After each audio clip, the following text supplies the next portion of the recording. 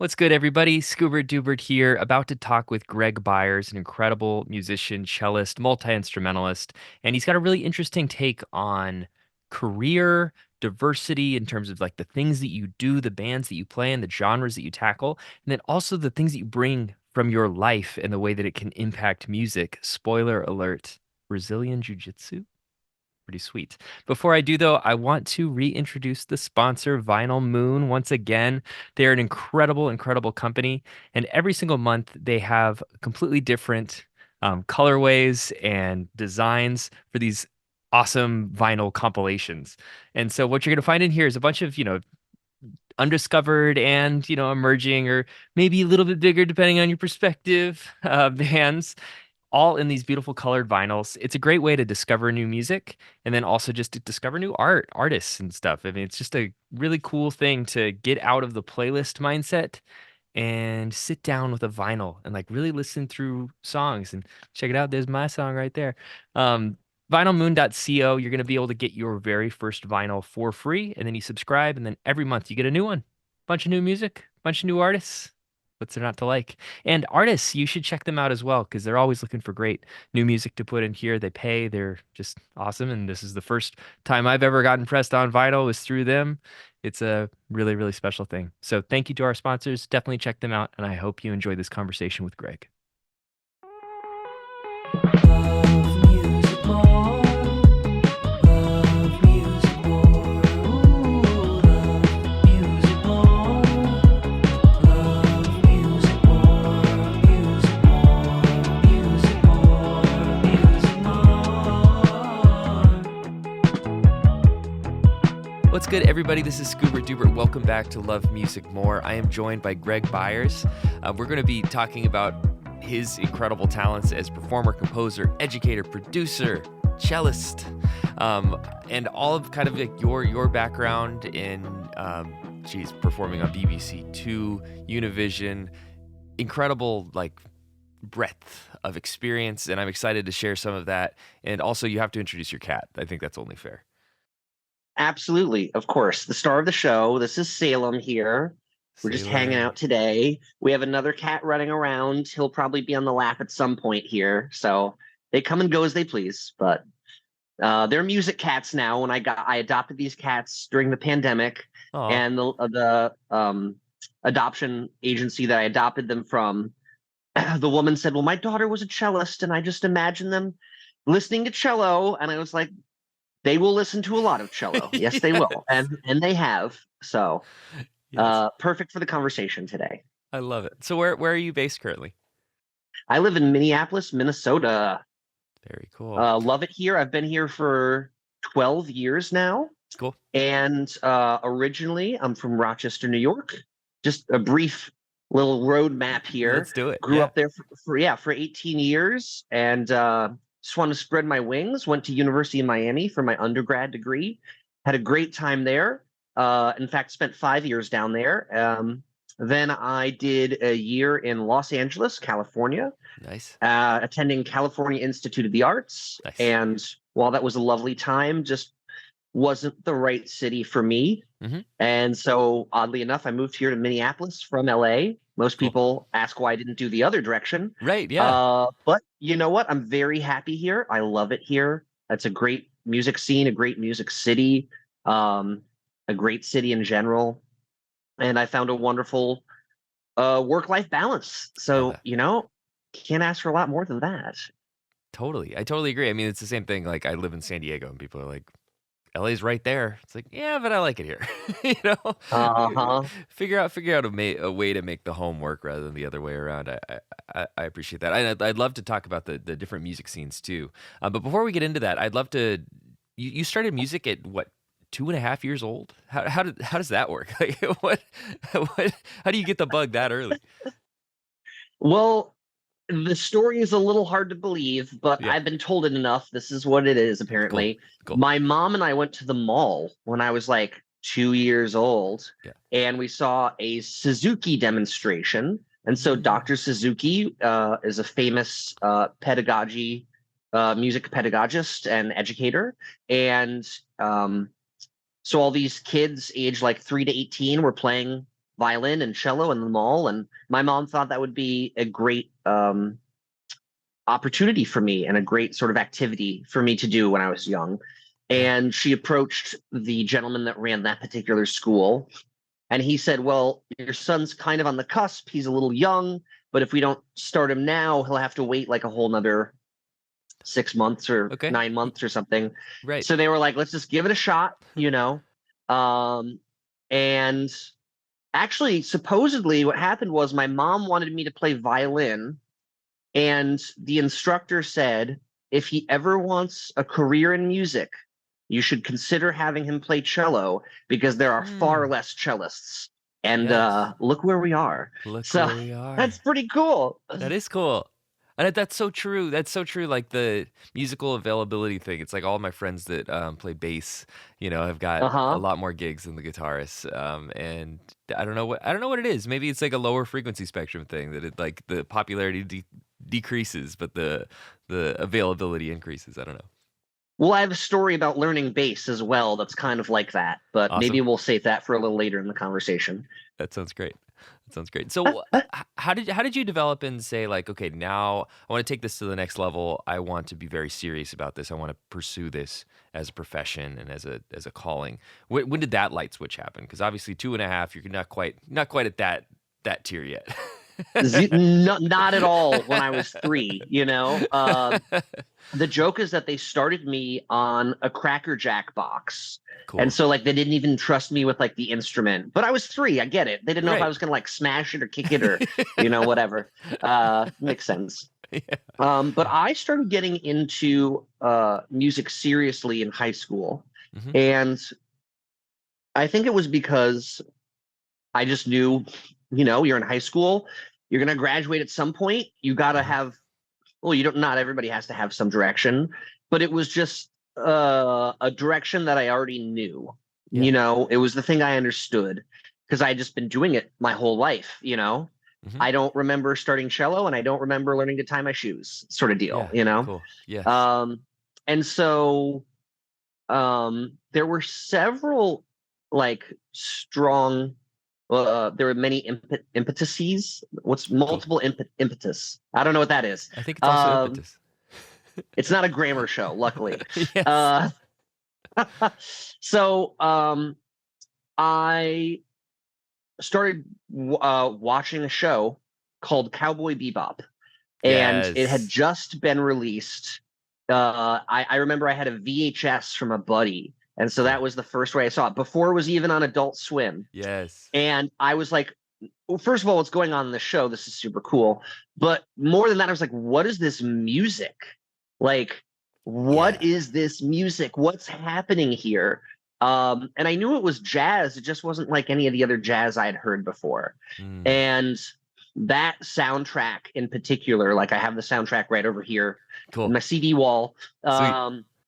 And I mean, it changed my life. Yoko Kanno and her compositions and all the music in that just were so inspiring to me. And I think it helped that it was, not just like a standalone record, but as part of a show, and a Yeah. show that really like mm, creates space for the music to be Yes. like profound Totally. in that way. Right. So so that was a huge one, sort of like discovering the style of jazz and being like, what is this? You Yes. know? Um, If anybody hasn't and seen so that as that's listening, they should just go look on YouTube right now and just at least watch the intro video. Like just the animation plus the music, everything is just so superb. It's one of the best animes of all time. Cowboy yes, Bebop. go check out the song Tank. Tank. Absolutely. Yep. Well, so many great songs from that. Yeah, for sure. And one of the things I sort of started realizing at that point was I was playing this music in my Mhm. cello lessons and in Mhm. orchestra, and some of it was super fun music and really interesting and engaging and enjoyable, but it wasn't the music I was listening to on the radio.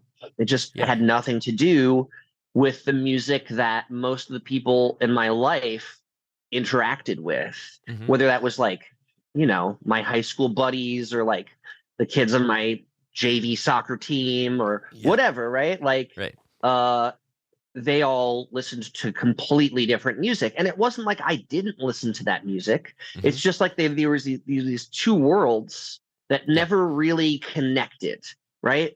And Yes. so, well, occasionally me and my friends before orchestra rehearsal, we would jam on like Red Hot Chili Peppers because Cool. we Yes. like the song Californication. Great. And, that was easy enough to play on cello. So we Hmm. would just sort of like noodle around on that before rehearsal. And that was our like, oh, yeah, we're going to play our music. And then it'd be like, okay, back to Haydn, Right. Yeah. which is Totally. great. And Agreed. I think there's Yeah. absolutely space for Haydn. And I think Yeah. a lot of my musicality is so uh, built on that classical foundation, which I think was Hmm. so important and Hmm. helpful. But I just saw that dichotomy and I said, why can't I do both of these things? Yeah. Why can't I do cello and also non-classical music? Yeah. And so I didn't really know what career that was. Hmm.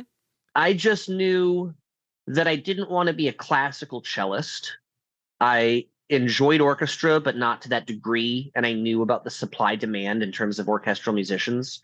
So it just Speak didn't seem speak on like the that. direction. Speak on that a little bit, just in case the listener is not familiar. Maybe they see, like in my example, the San Diego Symphony Orchestra, and they go, "Oh, okay, yeah, those are jobs for musicians." How does that exactly work? What is that supply demand dynamic Totally. like? So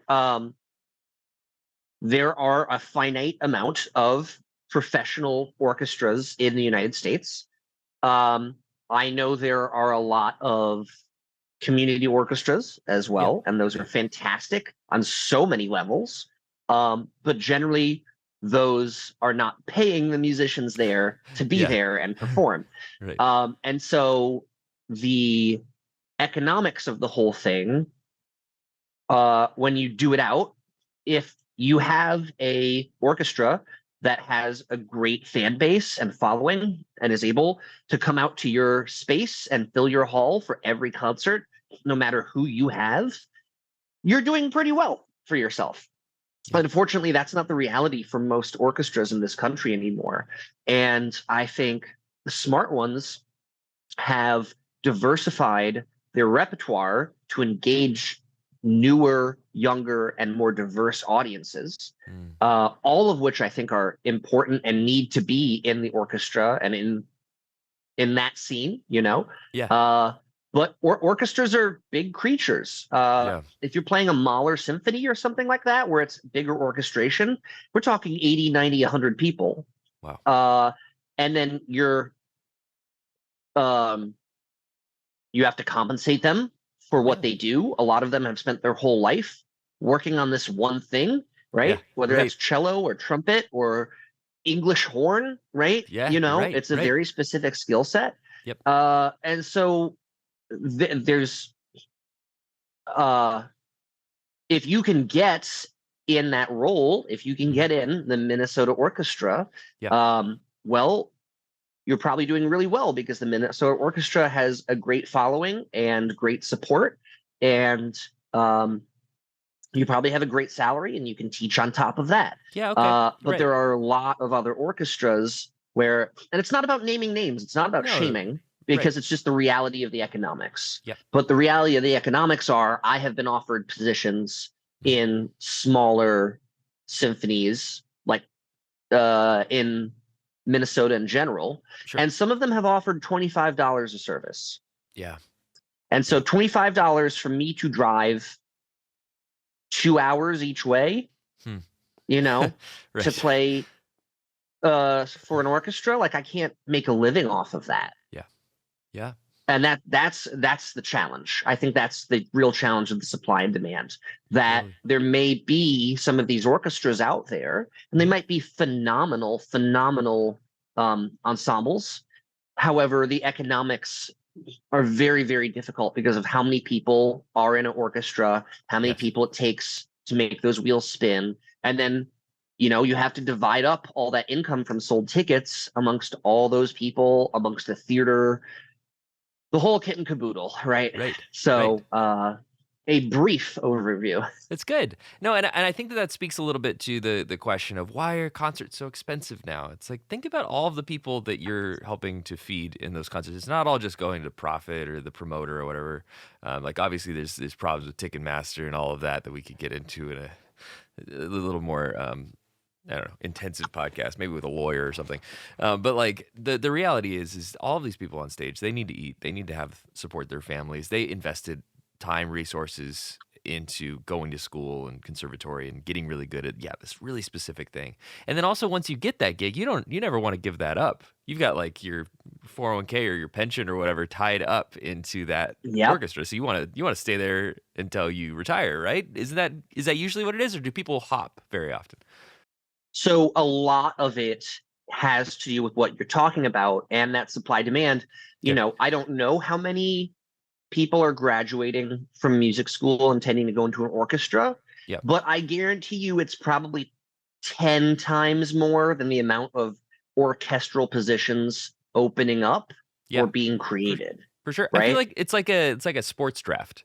You know, like you Yeah. have like the NBA only has like 500 players, and there's more than Hmm. 500 students graduating that all want to be in the NBA every single year, and just you can't. Yes, Yeah. that's a great analogy. And I mean, I don't know. I mean, Uh-huh. just like the NBA could like franchise some new teams, but Hmm. like doesn't happen every day. In the Yeah. same way that like, yeah, I guess like I don't know, New York City could have another great orchestra just pop up, but Hmm. like it's not immediate. It's not a guarantee. There's no guarantee on that.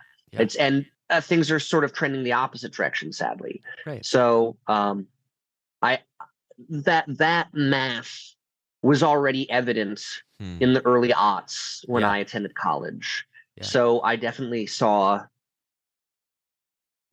how difficult that path would be. Right. And I knew that if I wasn't like adamantly in love with playing in an orchestra, Hmm. that was not going to be the path I wanted to take, you know? Yes. Yes.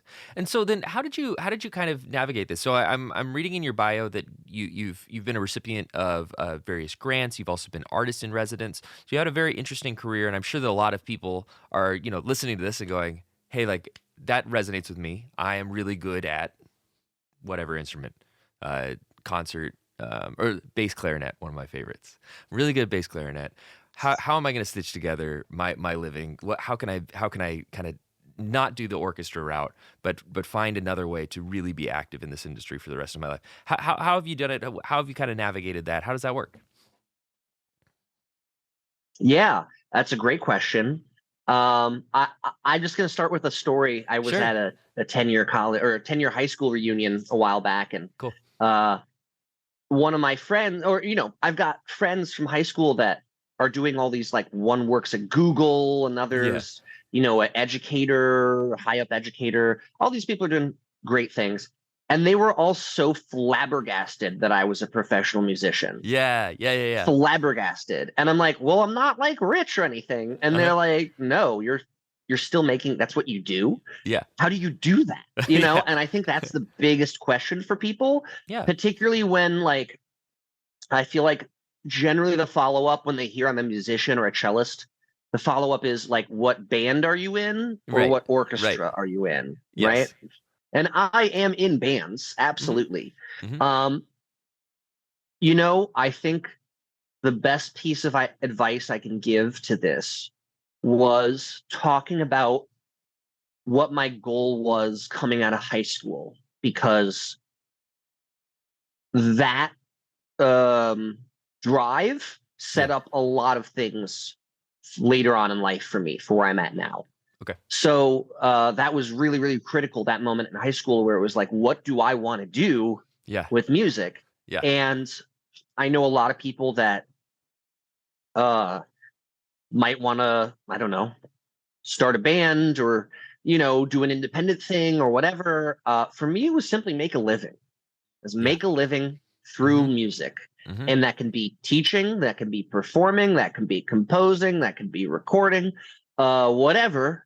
I just wanted to do it through music.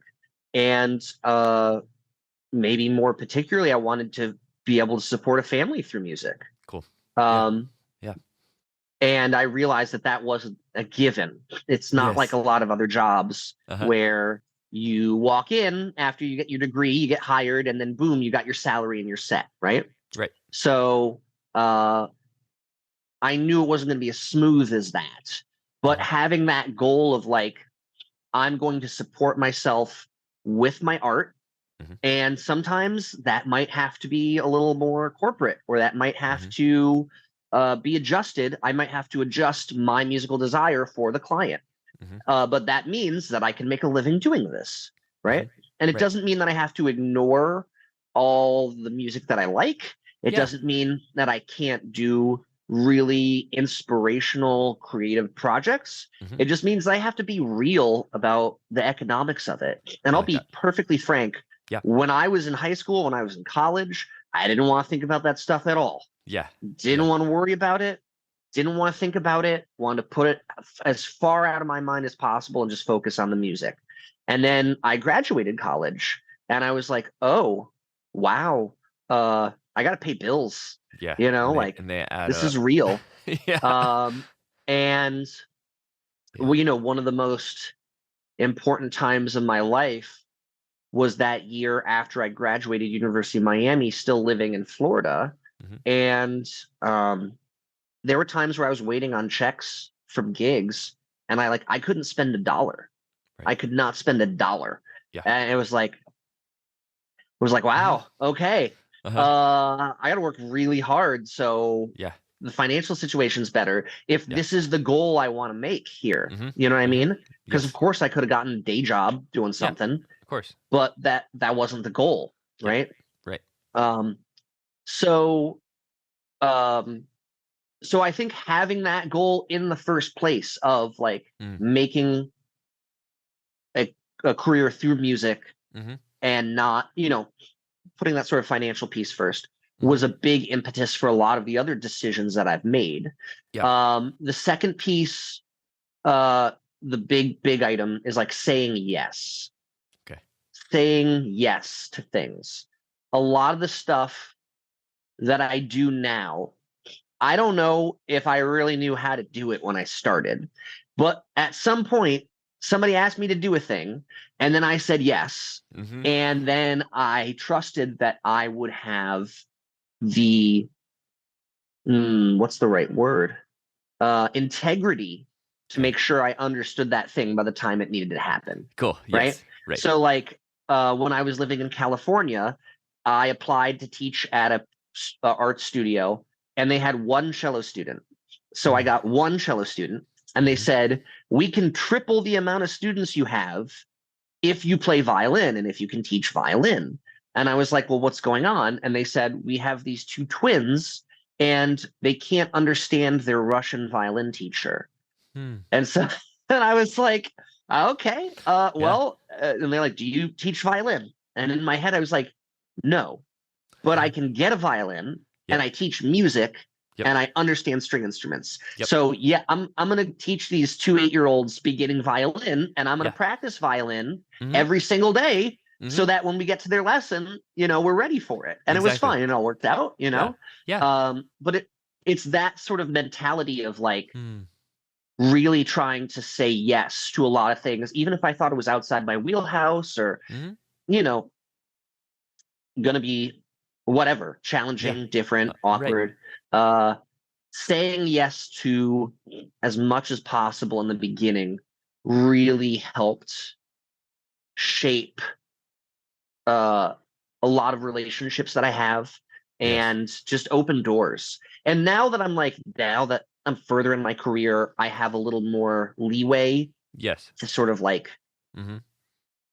say yes and no to things, but Mhm. I like to say yes to as much as possible. Yeah. I love Yeah. doing this. Yeah. I love getting to make music with people and work with all sorts of different people and all sorts of different styles. So uh I like yes a lot. That was very, Yeah. very helpful. Yeah. Um I and I then like not to that. be too long-winded on the subject, but it No is worries. oh go ahead. No, I just to summarize that, I really like the idea of you say yes, especially in the beginning. It's like almost like a little graph, like 100% yes in the beginning, and then it kind of goes down as your career continues. But I think that that's the magic because you don't know what your career is going to be. in the beginning. So you say yes to everything, and that kind of helps you go down the labyrinth of finding out what your career even is. And then eventually you go, okay, no, I am XYZ. These are my strengths. This is where I'm adding the most value and will therefore receive the most money.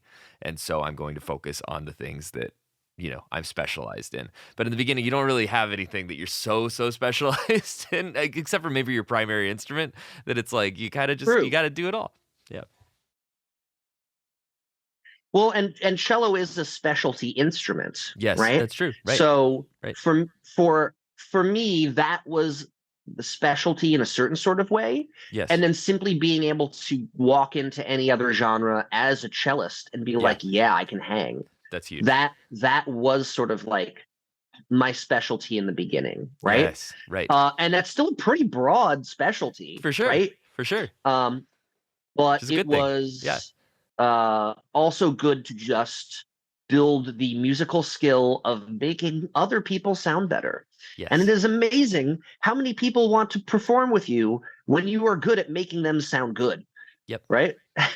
No, I mean, and that was one of the weirdest things for me in music school. There were So, a lot of people that um, didn't do that.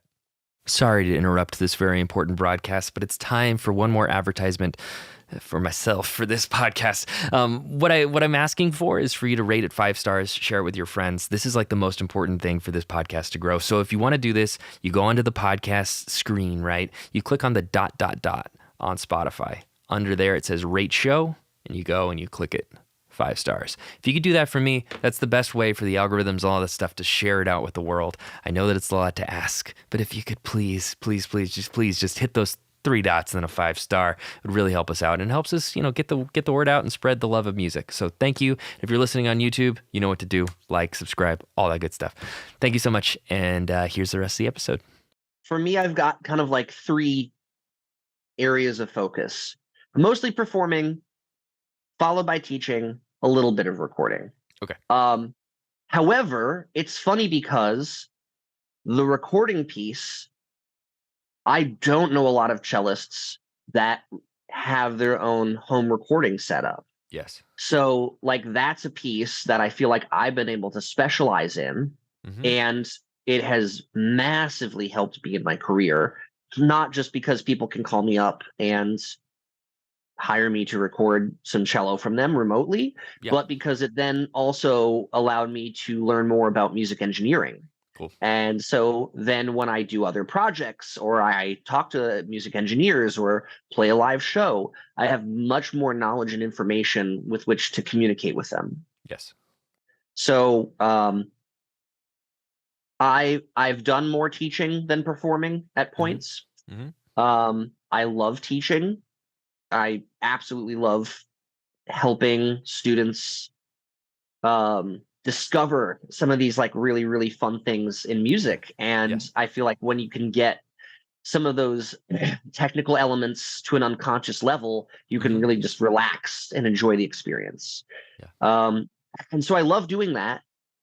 However, the student load required to really turn a big profit is massive. Okay. Either that, or you have to be, particularly nowadays, comfortable with charging a very, very high number for an hour of someone's time. And it's not that I don't believe I'm worth that. It's just hard to like think about how much my cello teacher's lessons cost back in the day, and then be like, oh, well, I want like 5 times as much as that. Yes. Right. And it's like, what? Wow. Okay. That seems crazy, but like, there's been a lot of inflation, and like, I'm in a different city, and like, I have a different skill set, and blah, blah, blah, blah, blah. You know what I mean? So, I love teaching. Currently, I teach at Carleton College. Cool. It's great. And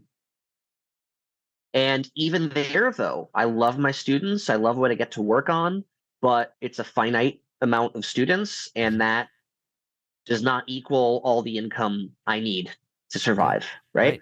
And that's okay, but it's just part of the puzzle for me, and understanding that like I need to do all of these things so that in totality they can add up to a great career, Yes.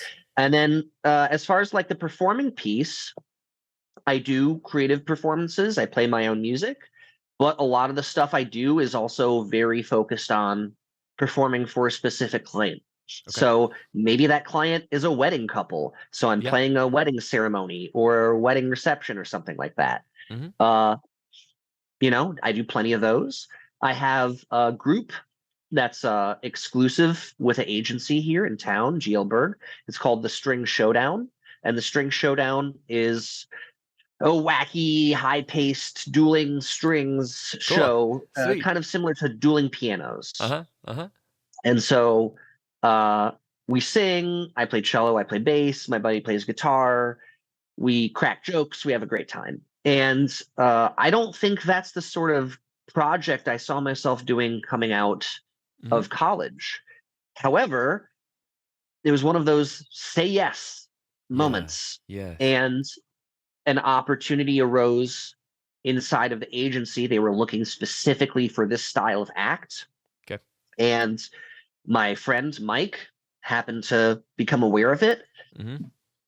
and so we kind of you know found our way, Yeah. uh working into this, and it's been phenomenal. It's been so cool, and it's been really, really great performing for uh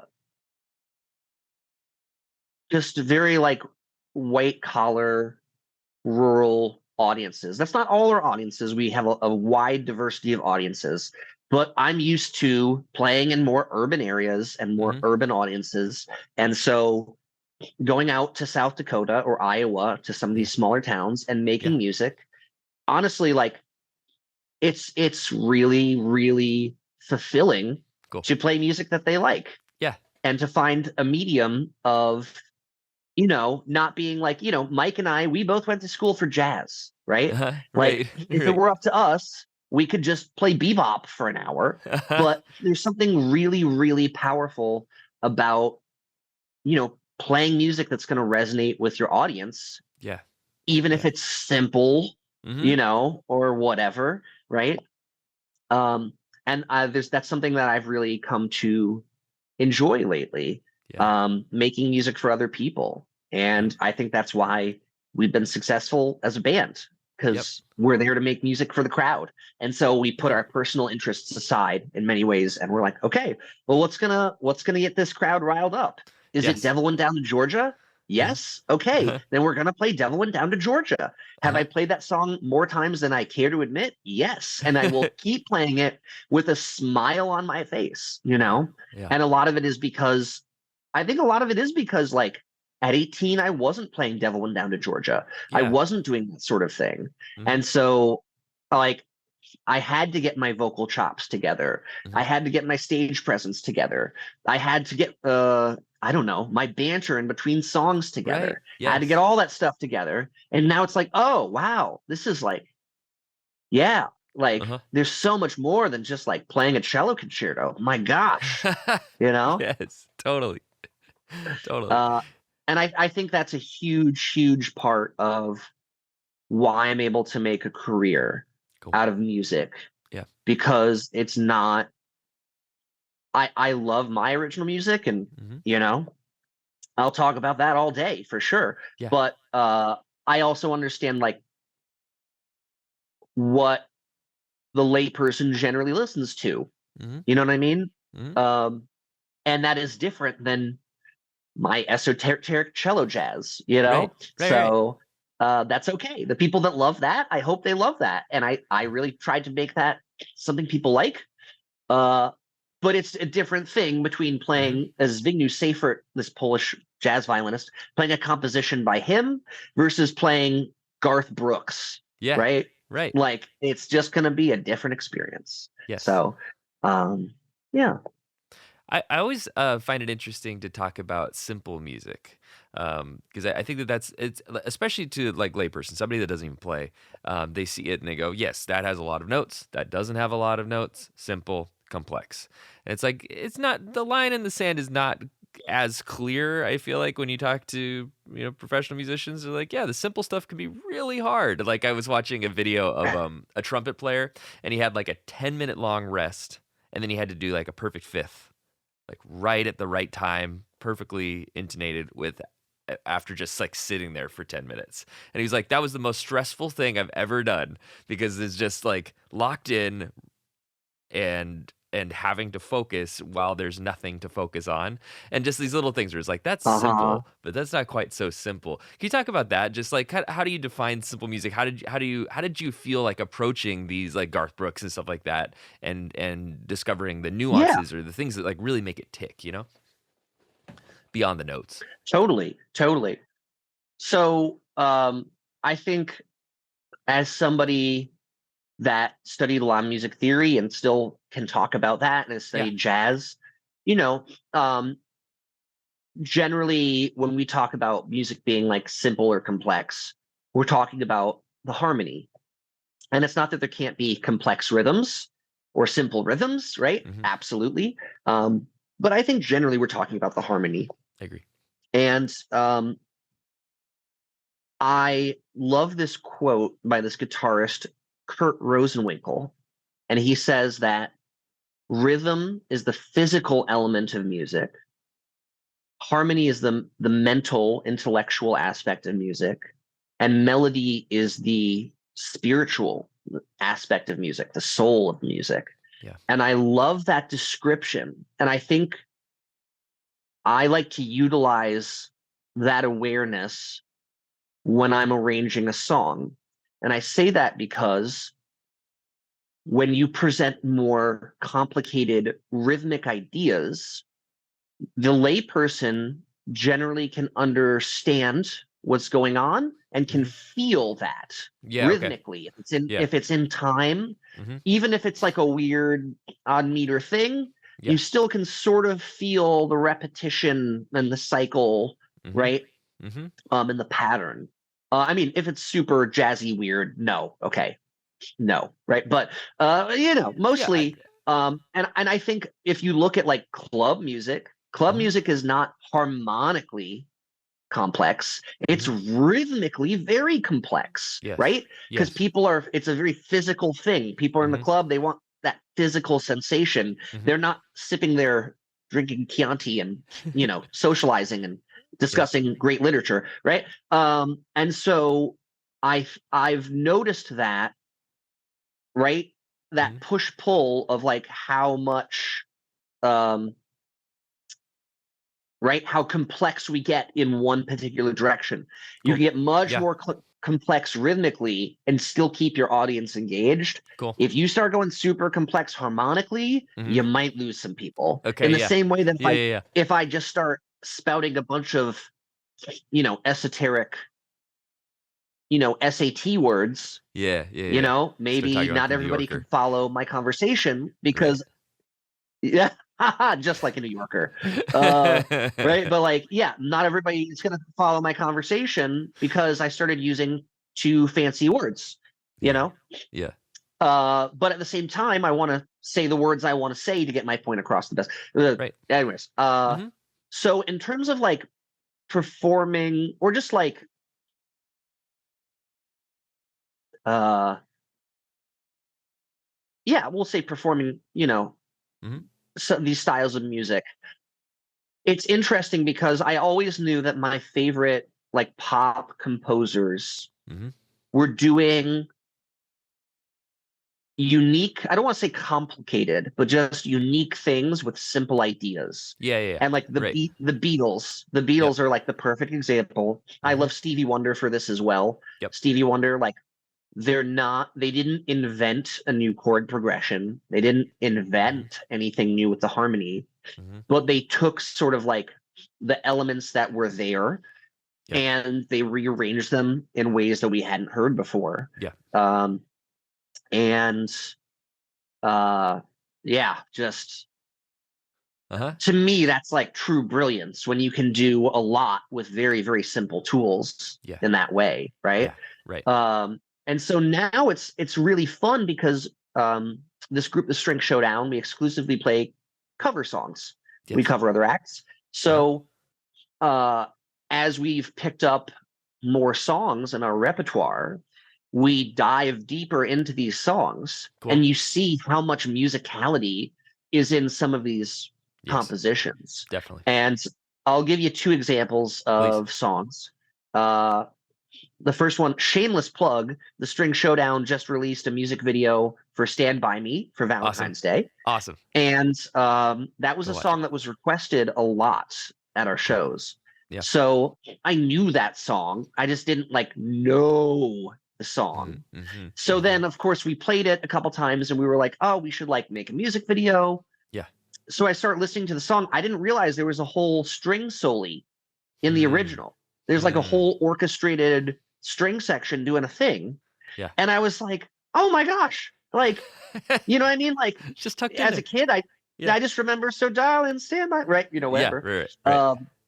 So then we like made a track, and so Yeah. now every time we do that song, like we have the actual string solo, and it's Yes. beautiful. Yes. It's gorgeous, and Mm, it's like, you know what I mean? It's like, mm-hmm. uh, you know, I'm sure the people that grew up with that song probably remember that moment, but like Mm. that wasn't really my generation. I didn't grow up Yeah. with it. I just Yeah. remembered, you know, listening to it on the radio as a Exactly. kid with my parents. It's the But melody coming through. coming back to it now as like a seasoned musician, I was like, this like for a 4-chord jam, this song has got layers, you know, like Yes. it Yes. really does. Yes. Um, so that was a great one of just like, wow, there's some really cool stuff going on here. And the other one we'll laugh about here is Don't Stop Believin', Nice. Awesome. right? Yeah. And we do a lot of karaoke. We have a lot of people Cool. come up and sing, I love that. or Awesome. we'll take requests. And yeah, I love when Mhm. people come up and sing. Totally. It's great. Fun. Fun.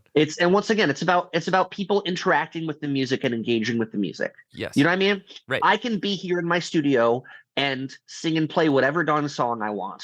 Yeah. You know? Yeah. But if I'm getting paid on stage, I want you to come up here Right. and belt your heart out. And I don't care if you sound terrible. Yes. We're still gonna have fun, you know? Yes. Exactly. But Don't Stop Believin', we got a lot of requests for that, started getting, you know, putting that song together. And there's so many little intricacies that I Mhm. just never noticed Mhm. until you're trying to like really transcribe the song and really check out all the parts. And then it's like, oh, verse 1 they play this lick like this, but then verse 2 they change it up slightly. And Mhm. then I really thought the drum part was going to do this, but then it did this. And then Mhm. like, do you realize that the song starts with acoustic piano, but then after like 1 minute and 30 seconds the acoustic piano is gone from the Cool. song Yeah. forevermore, never comes back. Yes. Like, and just these things that like, you know, maybe I knew on a surface level, but it's like, Mhm. whoa, there was actually a lot of stuff going on in here, Yes. you know? Totally. So yeah, to me, like I think you and I'll Mhm. end with a Yo-Yo Ma quote that I Great. heard from Love him it. in high school. Awesome. He said, our goal as musicians is to make the complex moments sound simple Mhm. and the simple moments sound complicated. Yeah. And I love that. I Yeah. love that idea of if I'm doing something really challenging, I need to practice it Mhm. to the point where it's effortless. Yes. And maybe it isn't effortless, but I Yes. want the audience to think it's effortless, Right. right? Right. And then the stuff that's really simple and boring, you got to sell that. You have Yeah. to act like that's really complicated, you Yeah. know? Right. So I think it's a Like, brilliant way of framing that. I agree. And I back to your analogy with words. I think that's a good one where, you know, you can have a normal conversation speaking in plain English, but every once in a while you need that vocab word because it's exactly what you're trying to say. You can go and just continue and be like, no, that's particularly morbid. It's like, oh, that's a spicy word. But if you use too many spicy words, people are like, okay, this guy, he sounds like a professor, like not interested. But you dip into your bag every once in a while, and that's like Stevie Wonder. You know, he was a king. He is a king of doing that, of standard pop song, and I'm gonna hit you with a haymaker every once in a while, just so you know I've got this endless bag. I could be doing all this harmonic stuff, but I reserve it for the right Yes. moment. I love that. And then the Yes. Beatles thing Absolutely. is like a recombination of like, you know, you have all of these rock chords, and normally this chord goes to that chord, and there's an established pattern. And the Beatles were all like, surprise, we're doing this now. And part of it's like Yep. the drugs and the time and all this kind of stuff, but it was also the confidence. They're the freaking Beatles. Like they can do whatever they want. And because of that, they allowed themselves to do whatever they want. And then they actually did it. Like that's one of my biggest frustrations with famous people today is you have unlimited license if you're Miley Cyrus or Taylor Swift or Lady Gaga or whatever. Just take a Yep. left turn every once in a while that just blows people's mind. Not a complicated turn, just a turn that no one ever would have expected to push music because you have the license to do so. A lot of Mhm. people they stay reserved, and I think it's because of fear of complexity or like to get very successful. Sometimes you need to have a very clearly defined lane, and there's a bunch of like corporate structure to try and keep you in that lane. But I love music that surprises me even if it's very simple. So Mhm. I need some Totally. doses of like I didn't see that coming.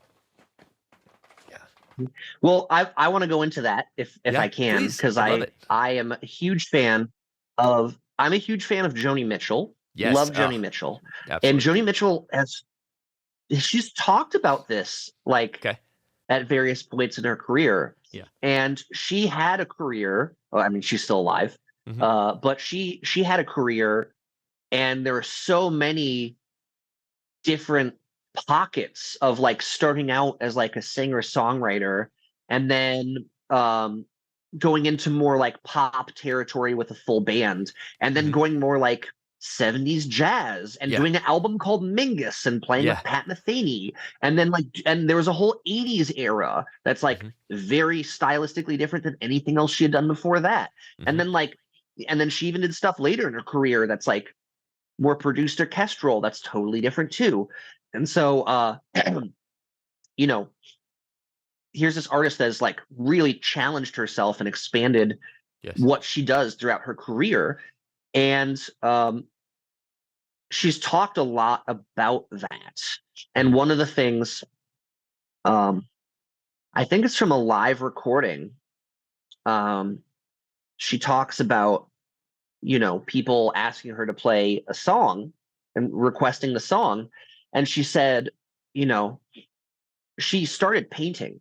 She was originally a painter and she still paints, but that was her first artistic medium. And she said, no one ever asked Van Gogh to paint a starry night again. yeah, yeah, You know, right, nobody asked any of these painters, like, hey, like Picasso, can you paint this again? hmm No, that was like they were in the moment. hmm They felt that emotion. They put hmm on the canvas. hmm Boom, it was done. yeah, And so Joni Mitchell is sort of alluding to the fact that like she was in a moment, she felt an emotion, she put it on a guitar, hmm she does this recording, hmm and now as she tours the world, every stop wants to hear that exact version of that exact recording, yeah, right, right? So right, she's got to paint Starry Night every single night, yeah, uh huh, 300 more times, uh huh, you know? yep, Um, and so uh, I thought it was so just like honest to admit yeah, to the yeah, audience, like, I'm human and like I love this song and I love hmm that you love it, but I can only play it so many times, yeah, before I'm right, gonna go crazy. right, And I think a lot of artists uh realize that like they get that one song that everybody hmm wants to hear, and they're like, I better do a lot more like this in yeah, this little square right yep, here. yep, Uh and I understand because they don't want to lose their audience. hmm People hmm expect to hear one thing. hmm And like and Joni Mitchell struggled with that. Like yeah, of course, she never had the popularity per se that she did in some of her early phases, hmm because that was just she was a singer songwriter folk artist when that was a really big deal, you yes, know um but as a musician and as a fan, like, I'm so hmm glad that she challenged herself yeah. to grow and evolve throughout hmm her musical career, because I think it's so much more interesting. Absolutely. I mean, and I'm feeling that right now. Like I'm making my record, and it's a weird thing to like do a thing that you're not sure if the people that like your music right now will like this next thing, but this is what I want to make. This is what I feel compelled to make, so I'm going to make it. But the feelings of self doubt and of like, am I straying from this path, are so real, and I think that it's even more. I don't know more extreme due to algorithms and the computer wanting to put you in a box too, where it's like you are related to these artists, so therefore you need to sound like these artists because we're going to put you in an algorithmic radio. And if you have a song that's over here and it doesn't fit, then people are going to turn off the radio and then they'll close the platform and then we'll lose money. So we're not going to promote you anymore. And it creates this weird feedback loop of like, Yep. get deeper into your box, don't expand, like get even closer. And so I think that like, how do we fight against that? It's through people. Like the fans need to give their artists room to explore and support them and challenge themselves to say, oh, this is different from this artist. I'm gonna give it a couple listens. And then also the Yep. artists need to let themselves face their fears. You know, that's the scariest thing to do is something new and something that you don't know if it's going to work. And those are probably going to be the things that at least Yeah. some people are going to like the most. So it's scary though. Yeah. Mm-hmm. And so it's so funny, the Spotify algorithm thing. I just want to speak to that because I'm in real time dealing with this. Yeah. Okay. During the pandemic, Uh-huh.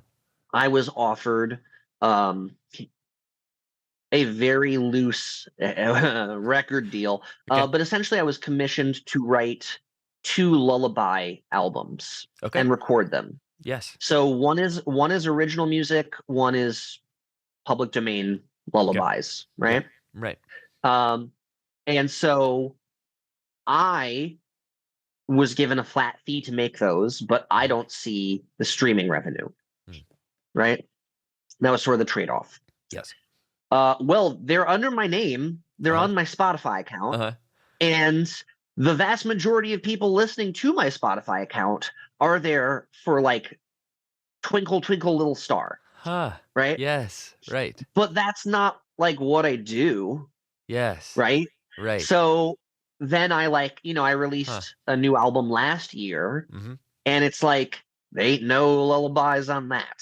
Right. There's, to me, some very beautiful music, but like, that's not the same sort of album, you know? Yeah. And yeah, Spotify cannot handle that one. It's like, this guy does 2 genres. We can't have that, Right. So all the people where it's like, Spotify will be like, this artist sounds like, and all the people under the sounds like are lullaby artists, and God bless them. There's nothing wrong with that. Yes. And I'm happy that I have a killer Twinkle Twinkle Little Star version. Heck yeah. Fire. Yeah, gonna put you to sleep. Yeah, man. But also it's like, but I want, like, that's not who I am. Yeah. I want my stuff to be like Right. what people are seeing. And then like, Exactly. oh, he also does lullabies, but like, that's Spotify, Yeah.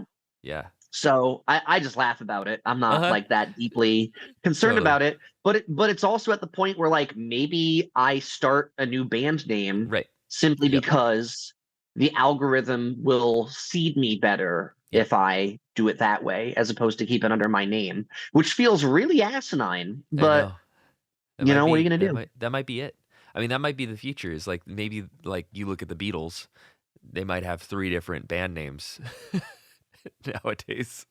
So that they could have their different music go to different places.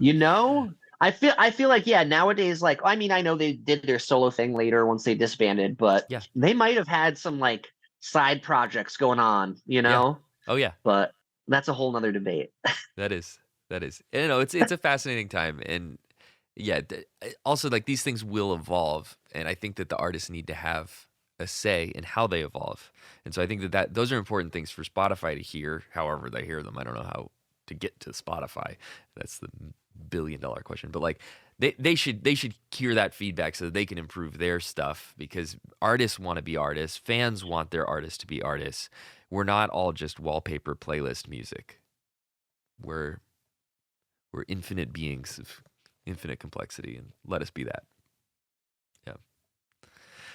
Anything else? Any other like pet peeves or pet projects, or any? We were talking about melody being the spiritual thread. Do you like anything else that you'd want to talk about in that kind of domain? I'm gonna geek out because I don't know where else to geek out about this. I love it. And I feel like this is the your place to space. do it. And This is so your if space. you want 5 more minutes, I'm gonna give you a Heck yeah. topic that I guarantee no one has ever talked about on here before. Bring it. You ready? I'm so Okay. ready. We're gonna talk jazz and Okay. Brazilian Jiu Jitsu. Cool. Heck yeah. Okay, so here's the deal. Um, Pandemic happened, and we were coming out of it. I got my vaccination, and I was like, man, I am not in good shape. I've been Uh-huh. going for my walks, but I'm just feeling old, feeling yucky. I need to go do something. And I've tried going to like, the LA Fitness, Yeah. and I just am never motivated. Uh, That does not motivate me. no. Like staring at a bunch of weights and moving around. Sorry, not my bag, Yep. Yep. And I've Heck yeah. gone and just never seen results. So I was like, well, that's not going to happen. Yeah. And I was like, I've always wanted to try martial arts, always liked kung fu flicks. Like, Yeah. let's check this out. And happened to go to a Brazilian Jiu Jitsu class, not knowing anything about it. Like, never grappled in my life. I don't even know if I did wrestling as a unit in middle school, right? Like, Uh-huh. so like really out of sorts, but just had a blast. Cool. Found it was really social. It's Mhm. kind of like dance in the Uh-huh. sense that it's like a partner Right. Yes. exercise. You Uh-huh. cannot do it on your own. It Yes. has to be done with a partner. Mhm. And I found like, well, I know nothing about this, which I Mhm. kind of loved as like a 30 something. Like, Uh-huh. I know utterly nothing. Yeah. And it was just like, this was also the best workout of my life, Cool. Yes. Yes. Nothing motivates you like someone trying to play kill you, turns out. Right. So I caught the bug, and I think the prevailing wisdom would have been like, why the hell are you endangering your hands Uh-huh. doing this sport? Yeah. Right. Why are you putting your career at risk? And I think that's a very valid concern, Mhm. Mhm. uh but I mean, I got more injured playing soccer as a Yeah. kid when Right. somebody stepped on my ankle and broke my ankle. Right. So like, there's inherent risk living our lives, Yes. Yes. um and the um similarities between, I'm going to say jazz because I'm a jazz musician, Yes. but really just improvising in a musical setting Okay. and improvising in a Brazilian jiu-jitsu setting. Yeah. It's shocking how much overlap there is. That's It's awesome. absolutely shocking. And so like, it's one of the coolest things. What I love about Brazilian jiu-jitsu is we have this thing rolling, we're sparring, right? A lot of other martial arts with striking, if you start sparring, you can give somebody a concussion. Yeah. You're not going to have a good time. Yeah. You're not going to have fun. A lot of rolling in jiu-jitsu, once you understand the game and how to keep yourself safe, Mhm. it's pretty safe. Cool. You know, Yeah. Right. there's only been one or two moments where there's been a little bit of a scary thing for me, but I've been doing almost 3 years now, Cool. and it's been pretty easy to take care of myself. And more importantly, I think for the musicians listening, Yes. it has completely changed like how I play my instruments. Cool. Amazing. And I like, okay, yes, like Greg plays big instruments. Yes, he plays cello, he plays bass. They're physical instruments, right? And I Right. guess it should be obvious that like, if I got stronger, I would be able to play my upright bass better, right? Yeah. Right. But I did not realize just a lot of the minor aches and pains I had going on in my hands and stuff have completely disappeared Wow. because I'm taking care of my body now. Yes. And like, a big part of that is after I go train, I have a 30, 45 minute cool down period where I'm stretching. I go in a sauna, drink like 8 gallons of water, the whole deal. Yeah. And it really goes to show that, the body thrives under pressure. Like, the Yes. body does not thrive. Like, yeah, if you're injured, stay at home, take care of yourself. Yes. But the body actually does better under adversity. Yes. Yeah. That's how muscles work. If you don't use Right. them, they atrophy. Yeah. Right. And so just my 2 cents to all my musician friends out there. Okay. Yeah. Like, I know a lot of us, we love music, we live it, 24 hours a day. And that was me for a long time. but it's really, really nice to have something that takes me out of my music brain, Yeah. puts me in a different setting, Yeah. allows me to be physical, Mm-hmm. creative, Mm-hmm. social, Mm-hmm. have Yeah. fun, the whole Yeah. thing. And then I come back to the music and it's super fresh. Cool. Like I feel like I can play longer because my physical conditioning is in a way better Yeah. place. Yeah. Yeah. Yeah. And then um yeah, as I joke, like, man, if like the worst gig experiences I've Mm-hmm. had Mm-hmm. pale in comparison to some dude trying to choke me out. So Yeah, like, totally. like you gotta put it Right. in perspective. You gotta put it in perspective. Uh That's so good. but yeah, I don't have a lot of people. Like it's such Yeah, a small little niche, for sure. For both of sure. these things. Yes. So I don't have a lot of places to geek out about this. But I love it. uh if Mhm. folks out there, Mhm. you enjoy a steep learning curve like learning Yes. cello, Yep. I highly recommend Brazilian Jiu Jitsu as well. Yes. Cool. Super steep learning curve, but once you get past that, you have a great time. Yeah. Yeah. I mean, that is music, right? That's language learning. That's all these great things to do with your time. And Hard to do, but the same worth it. dude, the same thing Yeah. when I teach my students, when I Uh-huh. teach improvisation, it's Yeah. the same thing. Like there's a bar, and if you're under that bar, it's Mhm. really challenging to improvise because Yeah. you're still thinking, the Yep. wheels are still turning. And Yep. when you get over that bar, we just start having fun. You start letting Exactly. things happen, Right. Yeah, and then you get surprised. So Uh, shocking embarrassingly. It is, and I love like this is something that nobody explained to me when I was coming up on guitar, and maybe it's because some of the people that I was learning from didn't have this. But when you get good enough at improvisation or music just in general, your fingers start doing stuff, and you go, "Oh wow, that was cool, fingers. Wouldn't have thought of that."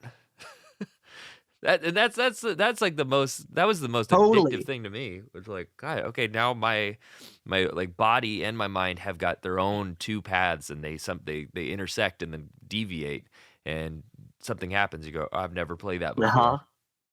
I love it. Yeah, it's beautiful. One last question. I know that I've kept you for a long time, but this has been really fun. So I always like to end the pod this way. The show's called Love Music More. The segment's called Love Music Why, and this is just an opportunity to talk about why you love music, just itself. Like, why do you wake up every morning and go, I'm excited to do this again? And you look out into the future and go, I'm excited to keep doing that every single day for the rest of my life. Why? Why do you love music? Take it wherever you want to go. Oh wow. Good question. Good It's a question. brutal question. Um, I mean, I'll give you two. Yeah.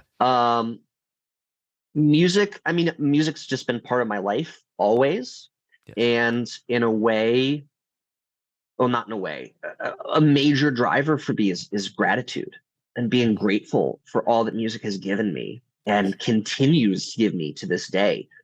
Uh, I was lucky enough to study with Charlie Hayden, and Charlie Hayden, phenomenal jazz bassist, played with all sorts of great musicians. And uh, one of the things he talked about, I didn't learn a lot of like X's and Y's and technicality from him.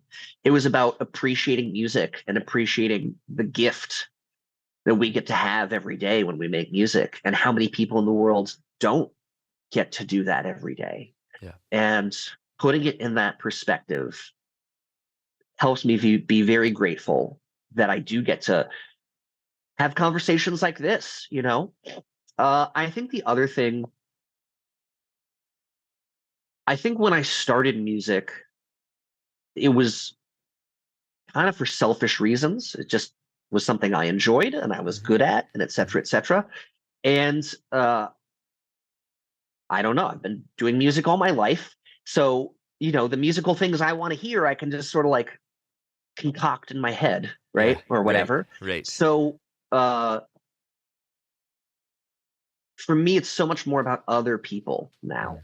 Mhm. Mhm. And so Mhm. there's nothing better than playing a show and just having the crowd be totally immersed in what you're doing. And, you know, uh, if you play for a bunch of senior citizens and they're like Yeah. up and dancing like they're 20 again. You're like, that's the best feeling. That's the Yes. best feeling. Like we did that through music. We did that through this energy, you know? Or even when I'm working with my students and helping them like figure out a concept and like really integrate it into their playing, or like take their playing to the next level. It's like, that's so cool. That's such a good feeling that I could help you achieve that, you know? So the two big ones for me are, yeah, gratitude, just being so grateful that this is what I get to do every day, you know, and helping people and seeing what music brings to their lives, because I know what it's brought to my life. Very well said. Where can people connect with you? Where can they find you? Where can they listen to your music? Totally. My website is cellogreg.com. I'm on Instagram at cellogreg, CELLOGREG.